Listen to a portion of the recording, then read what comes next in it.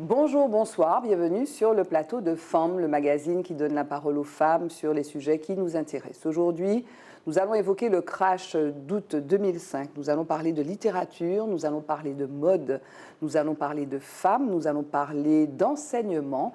Vous êtes sur Zitata, restez là. Femme. Femme. Femme. Femme. Femme. Femme. Femme. Femme. Femme. Femme. Femme. Femme. J'ai toujours autant de plaisir à vous retrouver et puis à retrouver deux femmes, comme d'habitude, dans notre émission Femmes. Deux femmes exceptionnelles, inspirantes, comme toutes celles que nous recevons sur ce plateau de Zitata.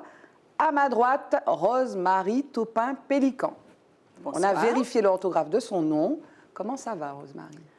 On peut dire que ça va. Tu as la pêche. Tu es rayonnante. Je m'oblige à avoir la pêche et à être rayonnante. Pourquoi tu t'obliges? Je m'oblige parce que je ne peux pas baisser les bras. Bon, et tu es une femme au combat. Je suis une femme au combat. Je ne prends pas de coups. J'essaie d'en donner un max. Donner des coups? Me mettre en position pour ne pas en recevoir. En tout cas, tu es dans l'offensive. Si tu es dans l'offensive et tu es aussi dans l'optimisme ou pas? Je suis dans l'optimisme. Oui, il faut et ça. d'ailleurs, j'invite d'une manière générale, j'invite les femmes parce que tu as parlé tout à l'heure de mes ouvrages, les femmes, ces femmes que j'ai rencontrées, c'est une invitation à l'optimisme. Oui, on va parler en off, mais bon, on va y revenir de façon tout à fait précise. À ma gauche, Josette Sina. Comment ça va? Très bien. Merci. Rayonnante, hein, vous êtes vraiment. Je crois on s'est pas passé le mot, on ne s'est pas appelé avant, mais on est en bleu. Et le bleu, c'est une belle couleur. Hein. Exactement. Voilà, c'est la couleur de quoi? C'est donné le code couleur. Voilà, le noir, c'est le pouvoir, le blanc, c'est la nouveauté, et le bleu, c'est la sécurité. Aujourd'hui, nous incarnons, donc toutes les trois, ces trois valeurs fondamentales. En tout cas, merci d'être là, et je vais vous laisser vous présenter. Josette, est-ce que tu peux commencer? Alors, Josette Sina, martiniquaise, originaire de Ducos. Et je suis d'une famille de 14 enfants, la 12e, donc la dernière fille. Et au niveau professionnel, je suis chargée de mission au rectorat de la Martinique, professeure de génie industriel textile et cuir, donc plus couramment appelé métier de la mode. Chef de projet cacao, café, etc. Faut pas qu'arrêter. J'essaye de m'engager, de trouver le temps de faire des projets, d'inciter les jeunes à travailler sur différentes thématiques. Donc voilà, et puis on verra tout au long de l'émission. Mais il y a plein de choses, parce qu'on parle de la mode, donc c'est les productions locales. Globalement, tu travailles pour la valorisation des productions locales, notamment le cacao et le café. Donc comme chef de projet avec des jeunes sur le café autour de... Moi, je t'ai vu notamment autour de la Transat Jacques Vabre.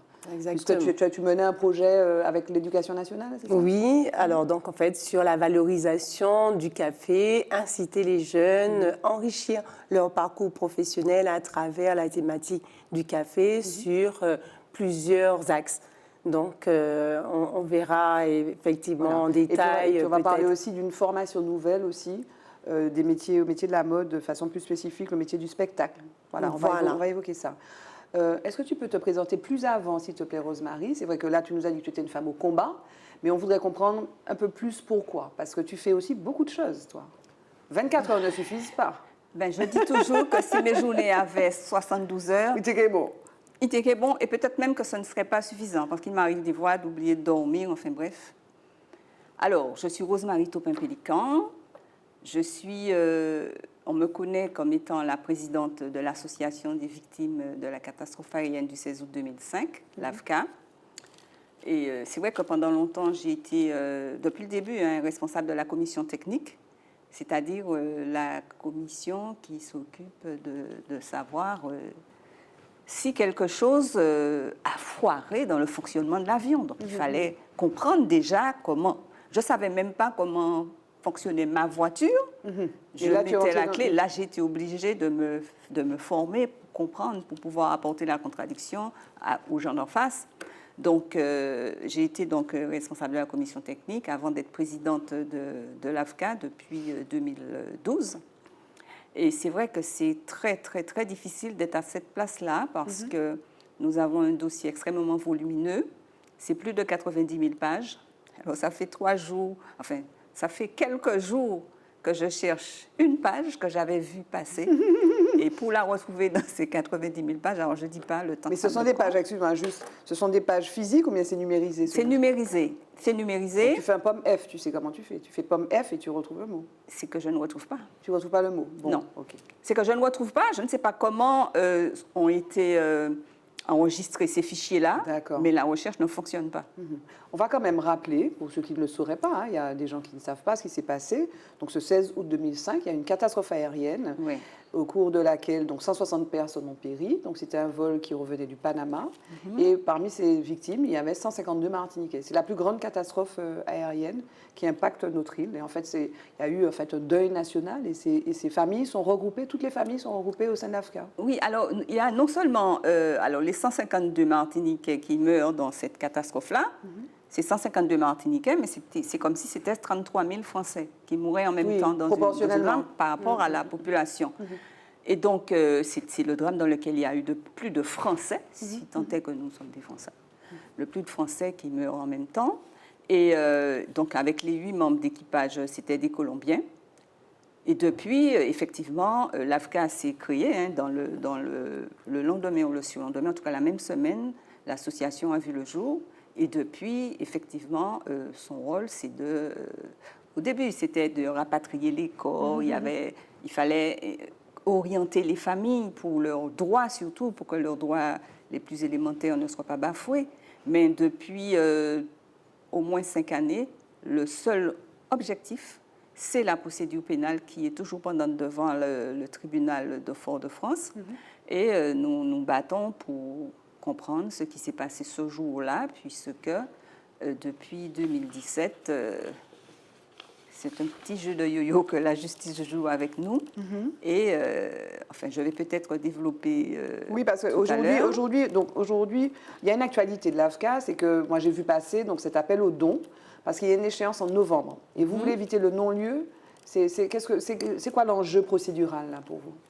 Alors, nous avions déposé avec nos avocats un certain nombre de demandes d'actes. Et tout ce que nous demandons est systématiquement rejeté. Et donc, en 2018, nous sommes allés devant la Cour d'appel, qui a confirmé les rejets pour 5 demandes. Et pour la dernière, a ordonné un complément d'expertise. Je dis bien un complément d'expertise. Notamment sur le surpoids de l'avion? Voilà, c'est Ok. ça. Donc, quand on dit un complément, ça veut dire que nous avons déjà une information selon laquelle l'avion était en surcharge. Quand vous faites un complément d'information, c'est que vous apportez des éléments complémentaires pour corroborer Pour expliquer pourquoi. Pourquoi c'était trop lourd. Oui. Ou comment, quoi. Sauf qu'à l'arrivée, on a une contre-expertise. Pour dire quoi? Pour dire que ce n'est pas le surpoids? L'avion, non seulement ce n'est pas le surpoids, mais que l'avion n'était pas du tout en surpoids. Oui. En fait, ce qui est pointé à ce stade, c'est la responsabilité uniquement des pilotes. C'est une erreur humaine qui aurait été à l'origine de cette catastrophe aérienne. Oui, parce que... Ce que vous récusez, ce que l'AFCA... Ils nous ont dit que c'était un surpoids. Ben, si l'avion est en surcharge, il y a bien une société, parce qu'elle existe au Panama, on la connaît, c'est Balboa Logistique. Cette société qui était responsable du chargement. Oui. Ben, on ne lui demande rien. Et nous disions que si la société a surchargé l'avion, elle a commis une erreur parce que ces gens-là connaissent les données de Boeing. Boeing, donc le constructeur, dit que cet avion-là ne peut pas décoller au-delà de 149 500 livres, hein, parce que c'est en livres. Et donc, celui qui a rempli le document nous dit que l'avion était à 148 023. Donc en deçà de ce que Boeing préconise. 145 000, tu dis? 148 000, oui. C'est en deçà de 45 500. 49 500. De 149 500. Okay. Or, il y a des experts qui ont estimé, et en particulier, il y a Boeing qui dit que cet avion-là devait avoir 155 000 livres pour s'être comporté comme ça. D'accord. Et la contre-expertise qu'on vient de nous rendre, on nous dit que non, c'était à 148 000 livres. D'accord. Alors, ce qui fait que l'AFCA est obligé, parce que nous ne comprenons plus. Depuis le début, on nous a démontré par A plus B que c'était plus lourd que ce qui était inscrit sur le manifeste de vol. Donc, on ne comprend pas. Nous avons dû prendre un expert aux frais de l'association. L'expert a dû aller sur simulateur pour faire des vérifications. Le simulateur, il faut savoir que c'est 450 € l'heure de simulation. Et ils sont restés 5 heures. Le simulateur, si vous ne payez pas, vous n'allez pas vous asseoir devant. Ce qui veut dire que l'AFCA a déjà dû payer le simulateur. Nous n'avons pas encore payé les pilotes et l'expert.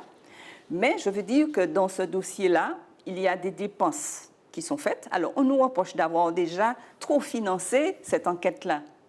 Mais si l'argent qui est utilisé, il sert à des choses qui ne font pas avancer le dossier, ça sert à quoi? Par exemple, je ne sais pas si vous vous rappelez, mais c'était en 2010, quelque chose comme ça, il y a M. Letchimy qui a, à l'appel de l'AFCA, parce qu'on n'arrêtait pas de dire qu'il y avait un dossier de maintenance en anglais et en espagnol, que nous sommes dans une juridiction française. Toutes les pièces doivent être en français. On nous demande de nous prononcer sur un dossier de maintenance en anglais et en espagnol. Donc, quand M. Letchimy est intervenu à l'Assemblée nationale, Mme Taubira a accepté de débloquer 450 000 € pour que le dossier de maintenance soit traduit. Le dossier de maintenance a été traduit, donc après 2 ans. Et quand il a été traduit, on nous a refusé le droit de le critiquer parce que le délai était passé. Mais pourquoi le délai était passé? Le délai était passé parce que vous ne nous aviez pas donné un dossier en français et en espagnol et en français. En français. Donc, c'est extrêmement injuste. C'est complexe, en fait. C'est vraiment une procédure très complexe, très longue, parce qu'il y a beaucoup de parties civiles. Oui. Et donc là, très concrètement, cet appel au don, donc vous lancez sur... C'est quoi? C'est une cagnotte Letchi. D'accord. Une cagnotte Letchi. Alors, nous appelons tous les Martiniquais à faire un geste, même au-delà de la Martinique, pas que les Martiniquais, parce qu'il y a d'autres personnes au-delà des océans, au-delà des mers, qui sont sensibles à cette affaire-là et qui regardent. Nous avons par exemple nos amis qui ont été 1 an après nous victimes de la catastrophe de la Yéménia, qui ont les mêmes problèmes, c'était le même type d'avion, et qui regardent de très près notre dossier. Il y a aussi ceux de Sharm el-Sheikh, c'était 1 an avant, en 2004.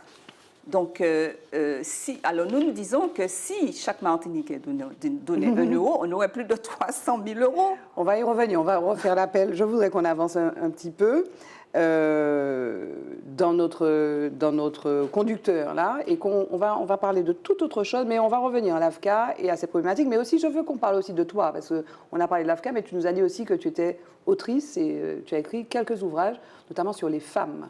Donc, je voudrais qu'on y revienne, et puis on va aussi donner la parole tout à l'heure à Josette. Jingle Focus.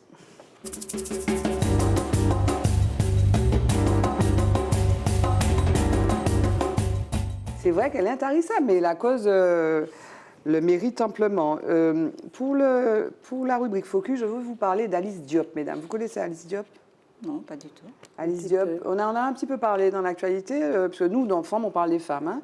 Et donc Alice Diop, elle est française d'origine sénégalaise, et elle a obtenu 2 prix lors de la Mostra de Venise, qui est l'un des plus courus, enfin des festivals les plus courus du monde, avec Cannes notamment et Berlin. Donc Alice Diop, elle est née à Aulnay-sous-Bois, en Seine-Saint-Denis, et elle est documentariste. Jusqu'ici, elle a fait beaucoup de documentaires, et elle s'intéresse à la société française, et notamment aux banlieues. Elle avait eu un prix pour un film documentaire qui s'intitulait Nous, donc meilleur documentaire en 2017 à Berlin, où elle parlait de nous. Nous, c'est qui nous? Quand les Français disent nous, c'est qui?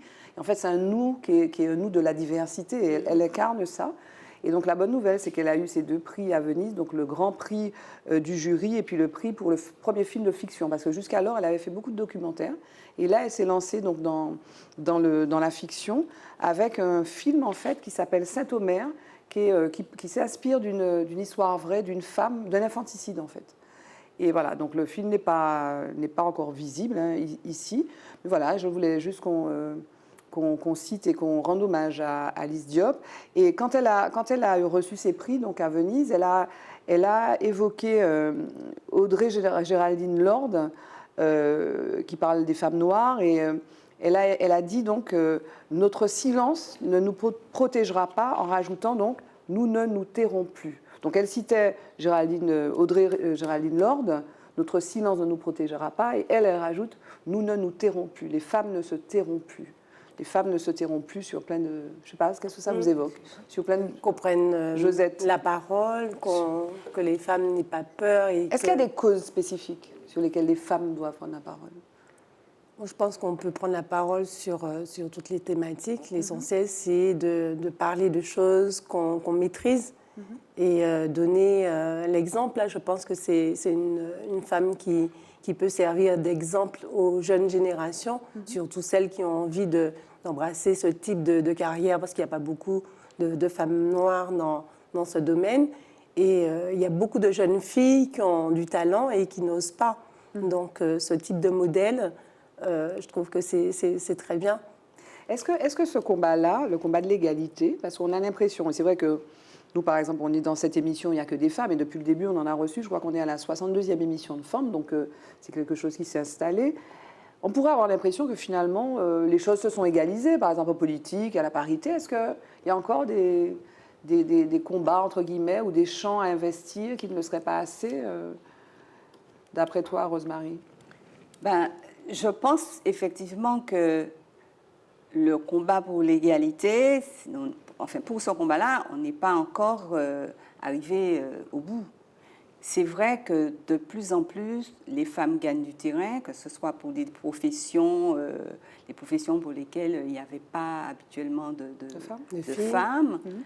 Et au départ, ça a été très timide, elles s'étaient montrées du doigt, etc., pas respectées. Mais aujourd'hui, moi je pense que le combat suit son cours, suit son chemin. Mais il ne faudrait pas tomber dans le piège, parce que juste en venant ici, j'ai rencontré quelqu'un à qui j'ai dit que j'allais à l'émission Femmes. Il me dit, ah ouais, il y a qui femmes, toujours, c'est toujours les femmes, comme si le genre masculin se sentait mis à l'écart. Oui, alors... je voudrais juste compléter. Tu vois, hier, j'étais à une manifestation et on va recevoir ces personnes, en fait, à la Pagerie. Donc, c'est une manifestation culturelle. La Pagerie qui travaille vraiment pour une nouvelle muséographie autour du lieu, etc. Mais vraiment à souligner, il n'y avait quasiment que des femmes. Et quand tu vas, par exemple, comment tu as dit, à la manifestation, au festival ou au spectacle plutôt de fin d'année du CERMAC, ça m'arrivait une fois ou deux, tu n'as que des femmes. Dans l'assistance, tu n'as quasiment que des femmes. Il y a quelques messieurs, parce que les enfants qui sont au CERMAC, ils ont des parents, ils ont des papas, des mamans, mais il n'y a que les mamans. Et j'ai observé que dans certaines situations culturelles notamment, tu as beaucoup de femmes, et notamment des mères, quand ça implique les enfants. Mais par exemple, la culture, ce serait bien que les hommes investissent la culture, parce que la culture, c'est la bonne santé de notre société, la culture. Et dans ces moments-là, je me suis fait la réflexion, d'ailleurs, avec des camarades femmes, d'ailleurs, on se dit, mais il n'y a pas, on a compté dans l'assistance, par exemple, à la Comme dans les réunions également. Voilà. Il n'y a pas d'hommes. La culture, par exemple, c'est dommage que, bien sûr, quand il y a des manifestations peut-être plus populaires, quoi, peut-être, c'est plus mélangé, mais il n'y a pas d'hommes. Pourquoi? C'est là aussi que l'équilibre pourrait se faire. Non? Elles s'organisent, elles prennent le temps aussi pour les enfants. Donc, c'est vrai que les hommes, peut-être, je ne veux pas dire qu'ils ne s'investissent pas, certains s'investissent, mais en tout cas, quand ça concerne les enfants, la femme, elle est présente et elle tient à être présente. Mais bon, là, la manifestation d'hier était juste culturelle, il n'y a pas une histoire d'enfant. C'est juste que pourquoi, je ne sais pas. Alors, est-ce que, je ne sais pas, alors que la culture, c'est un endroit où on s'exprime, c'est un endroit d'ailleurs. C'est neutre, oui. Et puis, c'est un endroit où on peut se faire du bien aussi. On peut faire du bien à notre société. Donc, alors, cet homme te disait, ouais, encore rien qui madame. Rien qui madame, je ne vais pas le nommer, mais il y a qui font... Ils boivent bizarre. Qu'est-ce que vous avez? Ouais, qu'est-ce que ça se contre nous, quoi? Pourquoi on ne met pas de temps en temps un homme? Je dis, mais ouais, l'émission s'appelle Femme. Ah oui, mais je vais faire une prochaine qui s'appelle Nommer Femmes. Voilà. C'est ça, ça va Voilà. venir, ça va venir. Oui. Le volet 2, ce sera, la saison 2 de Femmes, ce sera Nommer puis Femmes. Et puis, nous ne pas aller, nous débattre. Puis, on va Cette vous demander, émission. on va vous demander des recettes de cuisine, des bails comme ça. Hein. Non? Les gens rigolent. Non, quand même pas, quand même pas. Non, mais c'est parce qu'il n'y avait pas une émission, justement, les femmes pouvaient venir s'exprimer librement. Et là, c'est vraiment mettre en avant la femme. Et je trouve que c'est bien. Ça ne veut pas dire que les hommes sont écartés, puisque Non, ils le on sont parle, pas. Ils ont été tellement longtemps aussi sur les devants de la scène. Non, mais de on parle en fait de la société martiniquaise. Quand tu parles des femmes aujourd'hui, tu parles de la société martiniquaise. Tout à l'heure, tu parles de l'AFCA. L'AFCA, ça intéresse les familles martiniquaises. Donc, il se trouve que tu es présidente. Donc, on ne peut pas inviter là, on peut pas Il y a inviter eu 2 présidents avant moi. Eh ben voilà, donc Donc deux. c'était des hommes. Voilà, voilà. Voilà. Donc, et les femmes expriment, toi, dans ton milieu. D'ailleurs, est-ce que le milieu de la mode, ou les jeunes qui sont avec toi, ce sont beaucoup des femmes ou c'est mélangé? Alors, c'est mélangé, il y a beaucoup plus de femmes. Et ce qui est assez paradoxal, c'est que les grands couturiers sont essentiellement des hommes. Mais dans les sections couture, nous avons beaucoup de jeunes filles, mais il y a des garçons. Les garçons viennent quand même. Oui, il y a des garçons. Il y a toujours eu des garçons. Alors, c'est quoi ton explication précisément de ce décalage entre finalement les collaborateurs qui seraient essentiellement ou majoritairement des femmes et puis les grands noms ou les créateurs de mode qui sont des hommes? Comment tu l'expliques ça? Alors, comment je me l'explique? Bon, en fait, ça a toujours été, donc il n'y a pas d'explication précise. Seulement, on n'a pas d'études, en fait, puisque les idées, la création, il y a quelques écoles de stylisme, mais on peut ne pas faire une école de style et être créateur et grand couturier. Certains grands couturiers n'ont pas du tout fait d'études de mode. Tout à fait. Comme Courrèges ou... voilà, si je pourrais citer celui-là. Alors, garde l'idée parce que je vais te redonner la parole juste après le jingle Mots de femme.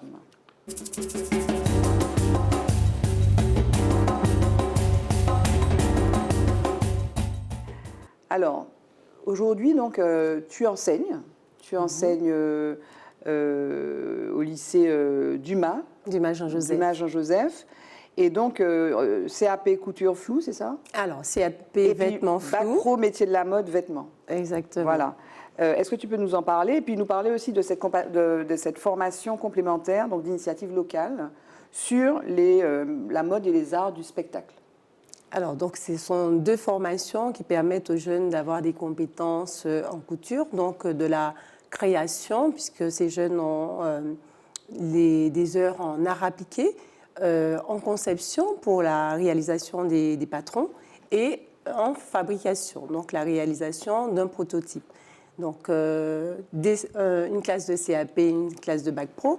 Le CAP, malheureusement, on a de moins en moins d'élèves intéressés par cette filière, donc qui va fermer cette année. Ah oui. En rentrée 2023, il n'y aura plus de CAP. Pourquoi? Parce que... Le nom, c'est quoi, tu m'as dit? Alors, CAP vêtements flous. D'accord, mais c'est ça qui ne marche pas, non?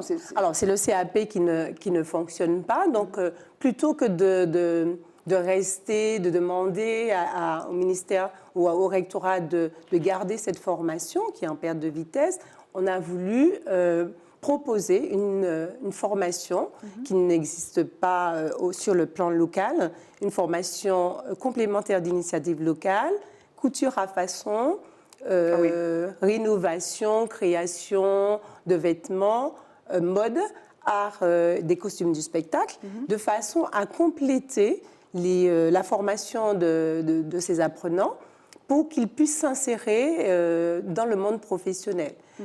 Ça permettra de répondre à un besoin du terrain, puisque certains professionnels, d'ailleurs on en parlait, ne trouvent pas sur de gens sur la spécifiques, Martinique. voilà, qui Tout vont à créer fait. spécifiquement pour le spectacle.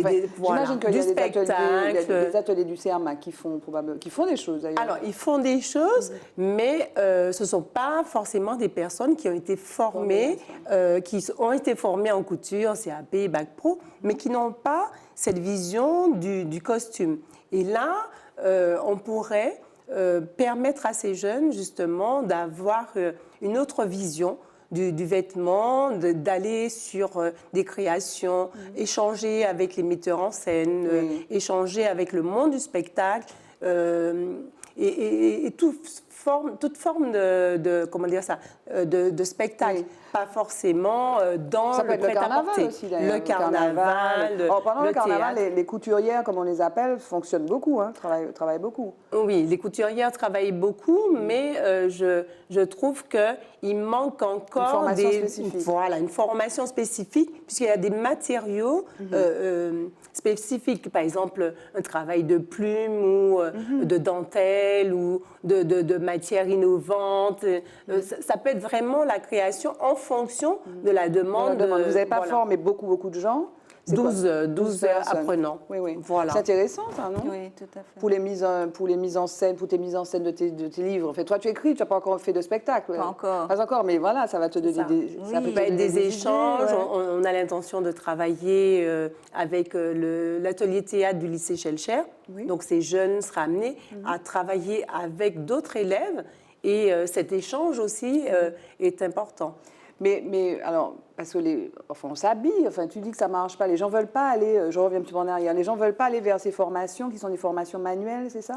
Alors oui, ça n'a pas bonne presse, dire qu'on est dans un CAP couture, bien souvent les jeunes... Parce qu'avant, on a l'impression que quand tu n'allais pas bien dans la filière générale, on te mettait en filière C'est pro. ça. Mais globalement, on a une mauvaise image de la filière pro, ça change pas. Exactement. Quoi. Mais Ça c'est des voies de commence à garage, hein. changer. C'est des voies de garage, Ouais. mais ça reste des voies de garage. Non, mais ça c'est reste dans la tête, perçu. voilà, Non, c'est mais ça, c'est dans la tête. je reprends. Ça reste perçu comme des voies de garage. Exactement, tout à Et fait. même Alors que si on excelle dans ce domaine, justement, on peut être designer et s'en sortir très, très, très bien. C'est vrai, toi, tu sais quoi ta formation, Rosemary? Toi, tu écris ta formation? En fait, j'ai d'abord une formation littéraire. Oui. J'ai enseigné quelque temps les lettres. Et puis après, j'ai travaillé dans les finances publiques. Oui, j'ai lu ça. Oui. Et puis, alors, tu écris des ouvrages, Et quoi. puis j'écris parce que j'ai été en contact avec beaucoup de gens en grande souffrance. Alors d'abord suite au crash, le traumatisme que cela a généré. Et en Tu as écrit écrivant M'aider fera-t-il jour demain? Voilà, en écrivant ce premier ouvrage, M'aider, je suis tombée sur un rapport des chercheurs de l'Institut de je ne sais trop quoi de Genève. Et dans ce rapport-là, il était écrit que des traumatismes de cette ampleur laissaient des séquelles dans l'ADN pendant au moins 4 générations. Wow. Donc c'est dire à quel point c'est traumatisant, des événements comme ça, voilà. Et quand je pense que 5 ans après, dans les rues de Fort-de-France, les gens nous disaient « fini et puis ça ». Donc, quand vous n'êtes pas concerné, évidemment, vous ne savez pas... Qui c'est qui te disait ça? Des passants, vous n'allez rien. Pucci. Parce que yo bouffé et puis ça, quoi, le crash. Mais quand c'est la reine Elisabeth, on peut parler de la reine Elisabeth pendant 150 ans, ça ne dérange personne. Enfin bref, je ferme la parenthèse pour ne pas recevoir de flèches. Mais bon, donc, mais il y a des gens qui 17 ans après ne sont pas retournés travailler. J'allais te demander comment vont les familles? Bon, il y a des familles qui ont réussi à tourner la page. Mais il y en a, enfin, j'allais dire, tout dépend de la personne qu'on a perdue dans le crash aussi. Tout dépend. Bon, si vous avez perdu un lointain cousin, forcément, ce n'est pas la même chose que lorsque vous avez perdu votre fille, Bien sûr. lorsque vous avez perdu votre conjoint, Bien sûr. lorsque vous avez perdu votre maman. Ou bien votre frère, votre maman, votre papa, votre nièce, Tout votre ça en neveu, même temps. votre tonton. C'est Ça, ça. il y a des familles qui ont perdu tout Il y ça. a des gens, alors il y a un jeune homme qui a témoigné une fois avec moi sur une émission, nous étions allés en Guadeloupe, il a perdu son papa et sa maman, il a dû laisser sa carrière militaire pour venir s'occuper de ses petits frères. Bien sûr. Il a changé de voie complètement. Transformer Donc sa il vie. y a tout cela et les gens n'en sont pas conscients. Certaines Pour eux- personnes, Rosemary, tu ne Oui, généralises pas. certaines tu disais, tu personnes, voilà. généralises. Non, je suis d'accord, certaines personnes. Et donc, donc quand j'écrivais cet ouvrage-là, j'ai vraiment pris conscience Parce que de toi, tu as cela. perdu quelqu'un. J'ai perdu 2 personnes. Oui. C'est dans le livre. Et donc, quand nous avons fait aussi un documentaire, West Caribbean Mensonges et Vérité, c'est en ligne, D'ailleurs, j'aimerais que les gens aillent davantage visionner ce documentaire-là, qui a été fait par un réalisateur de chez nous, Christian Fouret. Et donc, pour le documentaire, nous sommes allés interviewer des familles 5-6 ans après. Et j'ai vu à quel point certaines personnes étaient en grande souffrance. Et moi, je ne suis pas qualifiée pour cela. Je l'écris dans le livre, je ne suis pas qualifiée pour ça. Je ne suis pas thérapeute. Je n'ai pas des éléments de langage. Moi, je veux bien dire aux gens, je comprends, tout ce qu'on veut, mais ce qui fonctionne avec une telle ne va pas fonctionner avec l'autre. C'est pas ton travail, c'est pas tes compétences. C'est pas mon job, voilà. Compétences. Et donc, j'ai vu à quel point ces gens-là souffraient. Et peu de temps après, je suis allée sur une plateforme d'écoute, SOS Crise. Et là encore, j'ai écouté des gens, j'ai écouté la souffrance du peuple martiniquais. Et il y avait autant de femmes que d'hommes. Il ne faut pas croire. Il y a des hommes qui souffrent. Il y a un monsieur avec qui je parlais, il m'a dit, elle arrive, il a raccouché vite fait. Donc, il y a des hommes aussi qui souffrent dans leur couple, dans leur foyer, qui ont envie de faire des tentatives de suicide. Ça existe. Donc, devant tout ça, je me suis dit que je n'ai qu'une chose, c'est ma plume. Donc, j'ai essayé, d'abord en pensant aux femmes, avec ces femmes que j'ai rencontrées. Donc, j'ai essayé de montrer. Alors, c'est pour ça que j'ai choisi des nouvelles, parce qu'au Moyen-Âge, il y avait ce qu'on appelait les exemplums. C'était des petites histoires courtes, et dans lesquelles on mettait un personnage en relief, et le personnage était comme un modèle. Donc, j'ai pris ces cas-là. Il y en aurait d'autres. On m'a demandé pourquoi je n'ai pas parlé de l'excision, pourquoi je n'ai pas parlé. Alors, les femmes que j'ai rencontrées, c'est différentes façons de vivre la féminité. C'est différentes femmes, en fait. Différentes femmes, voilà, qui chacune, je n'ai pas présenté de femmes, exemple de problème, entre guillemets, si on peut appeler ça problème. Bon, j'ai un transgenre, Mais tu parlais, parce que tu faisais, excuse-moi là, je m'arrête 2 secondes, parce que tu parlais de la souffrance des gens que tu as rencontrés dans Médée, donc quelque part, donc ton approche de la littérature, c'est aussi une façon de parler de ces problèmes-là, en tout cas de la souffrance des gens. Et hors antenne, on parlait des transgenres, tu parlais de la souffrance de la personne. Voilà. Est-ce que tu peux nous en parler de ça? Là encore, on parlait aussi de l'attitude de certaines personnes qui ne sont pas forcément dans l'écoute ou la bienveillance, mais toi, tu as voulu donner une voix à ce type de personnes. Exactement, et c'est en fonction de ça que j'ai choisi les sujets. Donc, je disais, j'ai un transgenre, j'ai une femme qui souffre d'un cancer, j'ai une bipolaire, j'ai une femme une petite fille des favelas, qui vit dans la rue, etc., son cheminement. J'ai une petite Marocaine qu'on veut marier de force. J'ai une Martiniquaise qui se pose la question de son identité. Il y a quoi encore? Il y a une migrante. Donc, ce sont des situations dans lesquelles le regard de l'autre est quand même important. Et tout particulièrement sur le transgenre. Parce que je disais tout à l'heure que même je suis allée présenter l'ouvrage sur une radio, et alors que je parlais du transgénérisme, on appelle ça comme ça, l'autre parlait homosexualité. C'est pas la même bagaille-là. Donc, on a vite fait de juger. Chez nous, on aime beaucoup juger, mais sans prendre le temps de connaître, de savoir de quoi on parle. Parce que lorsqu'on parle d'un transgenre, on parle de beaucoup de souffrance. Beaucoup de souffrance. Ce sont des gens qui se sont battus pendant des années, parce que ça se révèle très tôt. Très tôt. C'est-à-dire que ce sont des gens qui naissent dans un corps de femmes, qui vont se sentir hommes ou inversement. Et donc, il y a vraiment une question qui est liée au plus intime. Et puis, le regard de l'autre, parce qu'il faut assumer, finalement, l'espèce d'injonction, mais tu es née femme, mais il faut que tu sois femme. Et puis non, ta psychologie, c'est ça, non? Oui, l'acceptation des autres. Voilà, donc les autres ne vont pas accepter cela. Et il y a quelque temps, pendant que j'écrivais d'ailleurs cette nouvelle-là, on m'a envoyé, vous savez, les petites vidéos qui circulent. Je crois que c'était un jeune Haïtien qui était dans la rue. Il était habillé en femme. Et des gars à moto sont passés, l'ont passé à tabac, l'ont dévêtu et l'ont laissé comme ça dans la rue. Et puis il fallait que je rie. Mais on ne rit pas de ces choses-là. Il y a tellement de souffrance. C'est parce qu'on ne se met pas à la place de l'autre. Ça, on ne sait pas faire. L'empathie, c'est ça l'empathie. On ne connaît pas. Et donc, moi, j'ai voulu me faire, entre guillemets, l'avocate de ces personnes-là pour dire, arrêtez. Arrêtez. Il faut qu'on ait plus de bienveillance. On le disait hors antenne, avant de venir ici, on disait ça, il faut qu'on soit plus bienveillants les uns envers les bienveillants. autres. Et même pas ce qu'il va bienveillant trouver. en étant, si vous voulez, j'allais dire abruti, mais c'est pas abruti, mais il faut se donner le temps, se donner la peine de connaître, de savoir qui est l'autre. Oui. C'est quoi un transgenre? C'est quoi une personne bipolaire? C'est quoi une migrante?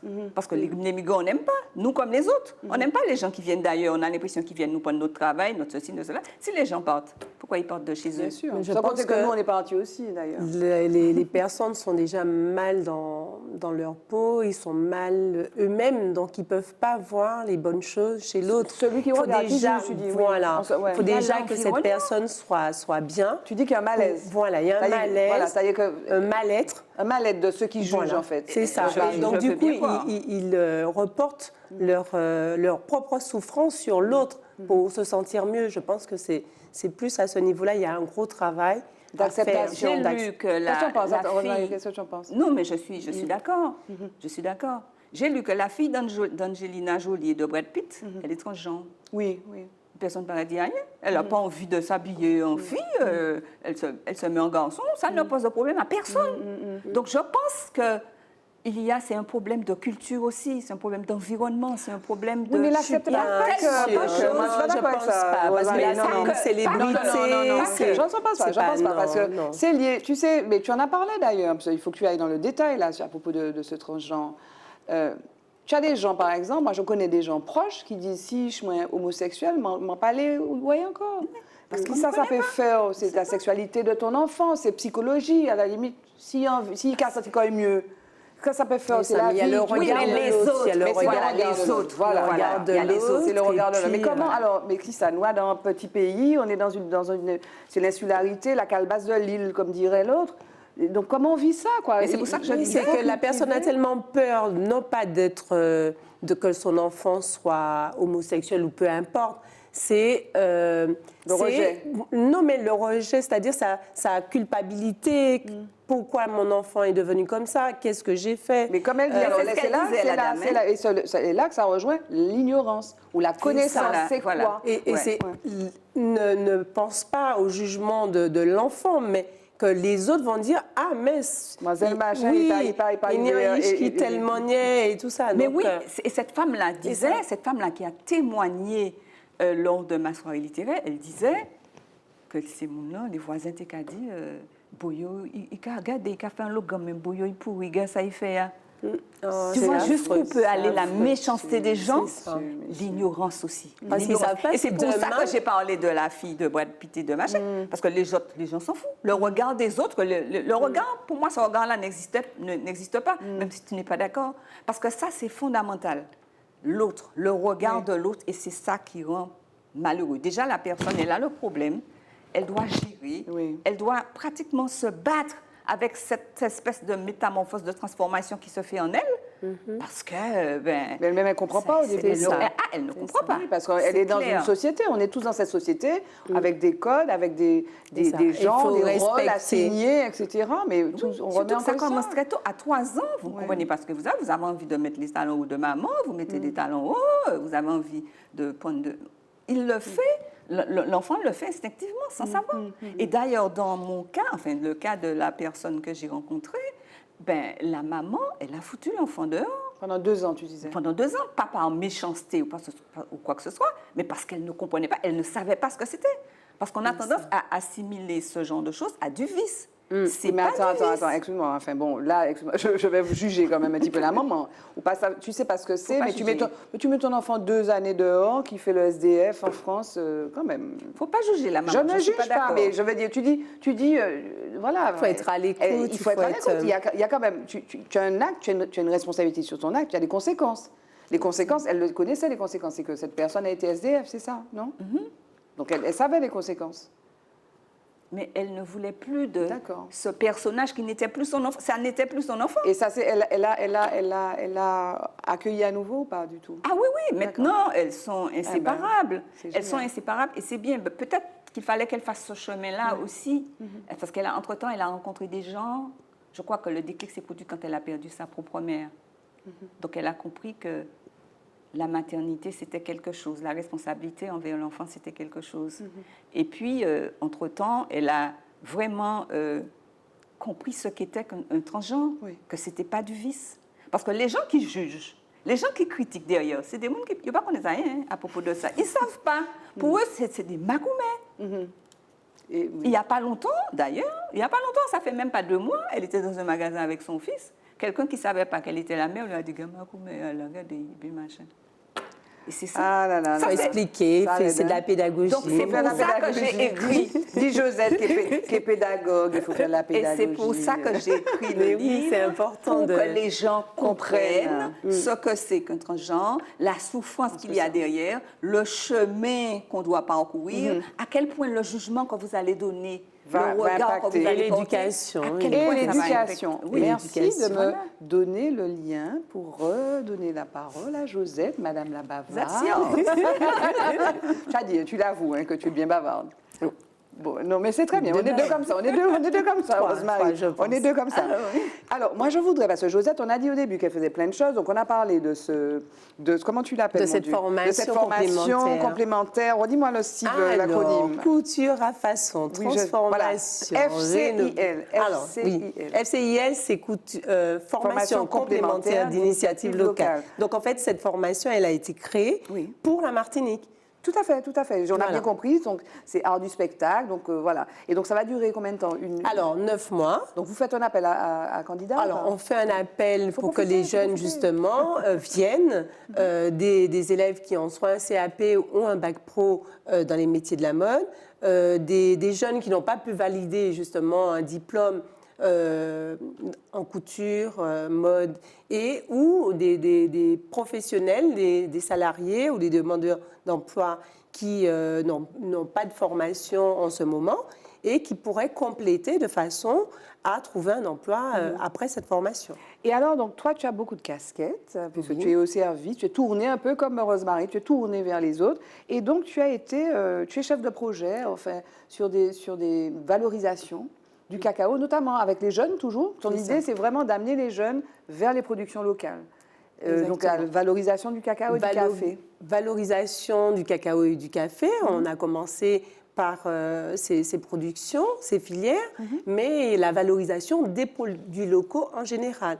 Donc, faire en sorte que le jeune développe avec les professionnels, puisqu'il y a le lien avec les entreprises. Il faut que ces jeunes, ils sont en formation, que ça enrichisse leur parcours scolaire, mais qu'il ait le contact avec les entreprises, avec les associations, puisqu'on travaille, par exemple, pour le projet cacao, avec l'association Valcaco, qui est...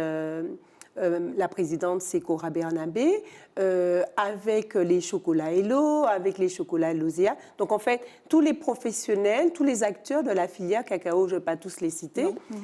Pour le café, effectivement, c'était dans le cadre de la Transat Jacques Vabre. Et on a utilisé le modèle du projet cacao pour le projet café. Donc, les actions sont vraiment très diverses. Les niveaux également, puisque des jeunes de collège, de lycée professionnel, de LGT peuvent participer, quelle que soit leur filière, quel que soit leur niveau. L'essentiel, c'est qu'ils se disent pourquoi je ne pourrais pas inventer, je ne sais pas, un produit alimentaire, faire de la biotransformation, travailler en pâtisserie, puisque nous avons Ça, c'est susciter des vocations, en fait. Exactement. C'est ça L'idée, c'est... Et faire connaître notre patrimoine. Exactement. Parce que Exactement. oui, moi, ouais. Parce Moi, que beaucoup d'élèves ne savent pas qu'on a une filière complète autour du cacao et du café en Martinique. On emmène une cabosse aux jeunes. Ils se disent, mais qu'est-ce que c'est ils ne voient pas le rapport entre... La tablette voilà, et puis exactement. Ils mangent du chocolat tous les jours, mais ils ne savent pas qu'il y a des cacaoyers en Martinique, que cette culture existe depuis très, très longtemps. Et ça s'appelle la connaissance de notre terroir, la connaissance de notre pays. Moi, je pense que si nous, alors déjà les adultes, il y a des adultes qui ne savent pas ça, qui ne connaissent pas non plus le terroir, le patrimoine. Je Mais suis surprise, moi. si Il y a les encore enfants... des enfants qui connaissent Ah pas la oui. cabosse. Ah oui. Des enfants locaux. Oui. Oui. Et je ne parle pas de petits, parce que j'ai eu l'occasion d'aller dans les écoles maternelles et primaires, mais j'ai eu l'occasion d'emmener des cabosses au lycée Ça Il y t'étonne, a au Rosemary? moins 2 ou Oui. 3 élèves. Ah, maintenant, je vois qu'il y a tellement de... Ah, Il y a non, le- ça pas met du pas tout, que... pas du non, tout. moi, j'ai l'impression qu'il y a un gros travail qui est Et qui fait, font effectivement. Il faut continuer.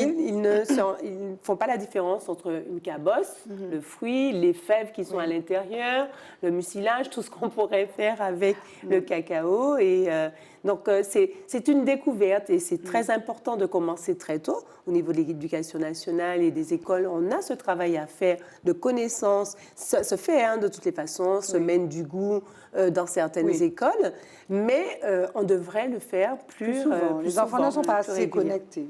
C'est Moi, ça. j'ai l'idée, vraiment, je pense Oui. que de plus en plus, les enfants ne sont pas... Il y a des efforts, il y a plein de choses qui sont faites, des familles aussi qui font ça, mais globalement, nos enfants, parce qu'ils sont, notamment pour les familles urbaines, ils ne sont pas assez connectés, tu vois, donc ça va... Mais on dit vers, les effectivement, enfants, comme tu disais tout à l'heure, les Les familles ados, les également. familles également, On les familles prend, par exemple, on fait un gâteau ou une tarte, bien souvent on met quoi dedans? Est-ce qu'on va mettre l'abricot au pays? Est-ce qu'on va mettre des mangues? Est-ce qu'on va plutôt faire la tarte à la Aux pommes. fraise, Aux aux pommes, ouais. pommes C'est facile, et ouais, voilà. poires? Donc je ne dis pas qu'on ne peut pas utiliser ces fruits, mais il faut aussi qu'on apprenne aux jeunes générations à aimer ce type, les fruits locaux et valoriser leur territoire. Il nous reste 6 minutes. Ça va vite, hein? On enlève tous les jingles. Le jingle, ça dure quelques secondes. Alors, question rituelle. Quel est l'homme qui vous a le plus influencé, le plus marqué? Madame. L'homme qui m'aura le plus marqué... Comme tu veux. C'est ouvert. La question est la plus Non, ouverte. je vais dire maintenant ou bien de tout temps. Coulé, comme tu veux, tu choisis. Bon, on te laisse réfléchir. Oui. Josette. Moi, je dirais mon fils. Oui. Parce que depuis... pas un homme. Si, c'est un Mais homme, si il c'est a un homme, 26 mais non, ans. Une omelette. Une omelette. Merci, ça veut dire que je parais très jeune. Oui. C'est Donc, vrai, mais attends, il quel âge tu as est- 18 ans, toi? C'est Oui, ça, par exemple. Oui, Tu 20 ans. tu connais pas la 20 ans. Martinique? D'accord, 20 ans. Alors, donc, il a 26 ans. Alors, il a 26 ans, il travaille déjà, il est éducateur sportif à Lyon, dans une salle de sport. Et donc, en fait, de sa naissance, en fait, il m'a poussée à me dépasser, à vouloir faire justement, à faire des choses pour qu'il soit fier de sa maman. Bien sûr, je suis entourée d'hommes, puisque j'ai dit que je viens d'une famille de 14 enfants, donc j'ai 6 frères. Et donc, ceux qui sont autour de moi, très proches, donc un frère juste avant, 2 frères après. Et mon père, puisque il est agriculteur, donc je pense que c'est pour ça que je suis tournée vers la terre et ancrée au sol, grâce à ces valeurs qu'il a pu me transmettre. Donc, Voilà, ton donc pas fils. un seul homme, mais Oui, mais tu as commencé par ton fils, l'omelette. Pardon, non. Comment il s'appelle? Axel. Axel, on t'embrasse, hein, et puis n'écoute pas ce que Rosemary a dit. Rosemary, Je croyais qu'il était non, rigole. Non, on va rigoler un peu. Hein. Et Rosemary, l'homme qui t'a le plus influencé, qui t'a le plus marqué, le grand comme le petit, hein, comme tu veux. Influencé, peut-être pas, non, mais il y a un homme qui m'interpelle beaucoup, enfin, qui m'impressionne aussi, parce que manifestement, on n'aura pas le temps d'en parler, mais dans mon livre Résistance, Oui, mais violence, vas-y, non-droit, si, on a j'y tiens encore. Mais beaucoup. vas-y, non, il était prévu. Mais c'est un militant. Oui, donc Il c'est s'appelle résistance, violence et non-droit. C'est un militant. Oui, il s'appelle Volcan. Oui. Et c'est un homme qui est toujours à toutes les manifestations. Quelle que soit la cause qui se défend, il est là. Il est toujours là. Eh ben, il y a les audiences de l'AFCA, il est là. Il y a un tel qu'on a enfermé, machin, il est là. Il est partout. Il est résistant. Il est résistant, mais il est toujours là. Et puis, il est digne. résilient également. Il est digne, il est résilient, il est tout ce qu'on veut. Et il est tellement résilient qu'on a jugé bon de l'arrêter. Il est resté, il a passé Noël en prison, tout ça. Mais je ne sais pas, c'est quelqu'un qui m'impressionne beaucoup. Par le fait qu'il soit déterminé. Ce qu'il dégage. Ce qu'il dégage, il y a une certaine sérénité qui se dégage de son personnage. D'ailleurs, il est très souvent vêtu de blanc. Ça fait patriarche, ça fait... moi, je ne sais pas. Pour moi, c'est comme une racine de l'Afrique, en fait. D'accord. Ouais. Et toi, ce lien avec l'Afrique est important pour toi? En fait, dans mon livre, dans mon 2e volume des femmes, je fais parler la Martiniquaise sur son identité et je disais que, enfin, elle dit, cette femme, parce qu'elle elle évoque ses liens avec l'Afrique, avec la France, avec l'Inde, tout ça, et elle dit qu'elle n'est aucune de ces femmes-là. Elle est martiniquaise, juste martiniquaise. Et moi, je me définis comme une martiniquaise. Je ne suis pas africaine, d'ailleurs, je ne connais pas l'Afrique. Je ne suis pas européenne, bien que je connaisse l'Europe. Je ne suis pas indienne, je ne suis rien de tout cela. Même si mes ancêtres, c'est un peu tout ça. On est une sorte de creuset. C'est tout ça. On est, voilà. Voilà, donc... C'est tout ça. Cette diversité, ce mélange qui fait notre richesse. Et ça te suffit d'être... Enfin, tu dis que tu es martiniquaise. Je suis martiniquaise. Voilà. Okay. Je suis martiniquaise. Je ne dis pas que je suis française, je ne dis pas que je suis africaine. Alors, je connais une grand-mère qui rigolait quand on apprenait les leçons et puis on disait nos ancêtres les Gaulois. Elle ne disait pas pourquoi, mais elle rigolait. Ça l'amusait de voir qu'on répétait ça, quoi. En fait, ça fait un moment qu'on dit plus ça, quand même. Hein. Oui, d'accord. J'ai dit grand-mère, grand-mère. Parce qu'on parle beaucoup de ça, mais on dit plus ça, quoi. On n'apprend pas ça aux enfants, on apprend plus ça aux enfants. On apprend plus. Oui, on l'a appris, on a appris ça. Moi, j'ai appris ça. Oui, moi, pas moi. Oui, moi, j'ai appris ça. J'ai appris que mes ancêtres étaient des Gaulois. Bon, depuis, ils c'est pas vrai. Certains de tes ancêtres, oui, clairement. Certains de tes ancêtres. Ils habitaient des huttes. Mais certains de tes ancêtres. Mais oui. Peut-être. Certains qui habitaient effectivement l'Inde, certains qui habitaient le Bénin, certains qui habitaient la France, certains qui habitaient. Donc peut-être qu'au Gaulois aussi. Et par contre, je n'ai jamais voulu faire arbre généalogique, chercher, remonter. Moi, j'ai envie de faire ça, un de ces quatre. Non, j'ai vraiment pas envie de faire ça. Surtout que le nom, on m'a donné un nom.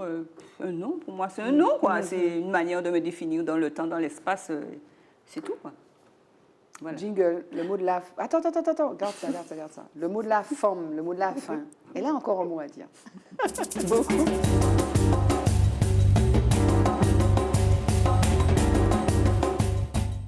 Voilà, donc le mot de la fin, c'est quoi? Le mot de la forme, Rosemary? Le mot de la forme, c'est que... 30 secondes. J'appelle tout le monde à prendre conscience. Prendre conscience de plein de choses. Parce que je crois qu'on est un pays qui aime deux choses. On aime dormir et puis on aime faire la fête. On aime faire la fête. Si demain l'avocat fait un, je sais pas moi, un grand zouk ou bien une course de yole ou bien machin, tout le monde. Tout le monde. On va aux audiences, ben, il n'y a pas grand monde. Il n'y a pas grand monde. Au départ, nous étions une association de 800 membres et aujourd'hui, on est une centaine.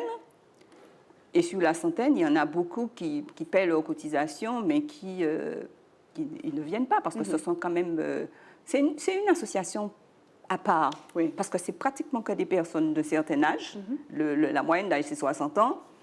Et ce sont des gens qui ont pris l'habitude de rester tranquilles, de rester sages, donc qui se disent, bon, ben, on ne va pas gagner. Tu as un site, vous avez un site? Oui. Donc, c'est quoi le site? Il faut donner le site. C'est www.martinique-avca.org. OK, donc allez sur le site et vous saurez tout sur la prochaine échéance, donc en novembre. Et donc, cet appel... Et sur la cagnotte. Et sur la cagnotte. Merci beaucoup. Josette, le mot de la forme, ce serait quoi pour toi? Alors, pour moi, ça sera l'humilité et la bienveillance, puisqu'on en a beaucoup parlé. Donc, vraiment, savoir rester à sa place, ne pas vouloir montrer qu'on est grand alors qu'on ne l'est pas parfois. Être gentil? Oui, être gentil, tout simplement. Dire des mots gentils, oui. Oui, il faut. Ça dépend du contexte, ça dépend avec qui. Ça dépend avec qui. Bienveillance. Un petit mot gentil, ça change. Mon qui t'a dit, ouais, qu'ils n'ont pas fini, et puis ça fait Afka, là. On dit un mot gentil, la personne arrête. Tu as envie de lui dire d'être gentil avec toi. Oui, c'est de ça qu'on parle. Oui, un petit mot. Elle est dans l'ambivalence. Résistance, machin, mais en même temps, la bienveillance. Oui. Ou pas d'accord? Mais c'est pour ça que je dis, ça dépend du contexte. Oui, ça dépend du contexte. C'est très important, le contexte. Et même quand les gens sont agressifs, quand on leur fait un sourire, quand on leur dit un mot gentil, ils stoppent. Voilà. Tout de suite. Donc je vais essayer de faire un grand sourire au juge les 28 et 29 novembre. Oui, et je vais voir si ça fonctionne. Ça va peut-être pas fonctionner, mais ça va fonctionner. Déjà? Merci, Josette. On vous a volé. Le compte n'y est pas. Elle a mis plus de Merci, Josette. Merci, Rosemary. Merci d'être venue. On n'a jamais le temps de finir. On a été contente. On a échangé. Moi, j'étais contente d'être là. Merci d'être venue. Merci à vous merci à vous de nous avoir suivis. Je vous retrouve dans un prochain épisode de Forme avec des femmes tout aussi extraordinaires, inspirantes et peut-être aussi bavardes. Merci. Pourquoi pas prendre les mêmes? Femme. Femme. Femme.